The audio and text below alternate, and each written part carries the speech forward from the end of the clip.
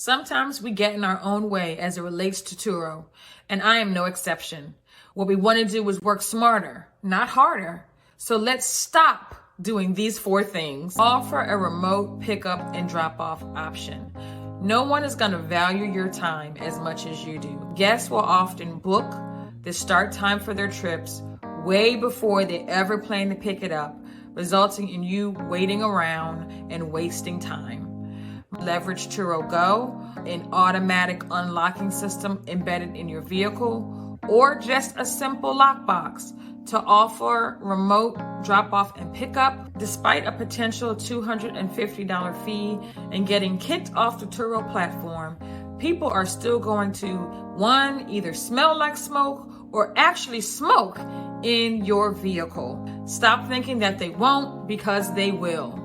The odds of getting approval from Turo for the smoking with evidence fee is very slim, unless your guest basically leaves an ashtray full of ashes and butts in the car. And purchase a ozone machine and figure out how to change the cabin filters in your vehicle for when this situation will definitely happen. Don't wait until you have a trip to wash your cars.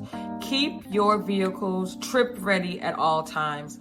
The minute that you decide you're going to wait, as Murphy's Law will have it, you'll get a last minute trip and then be in a mad scramble to prepare your vehicle for your guests. Despite having a fully populated listing with detailed instructions and FAQs, you will still have guests who would not look at that information and will request commonly asked information via Turo messaging.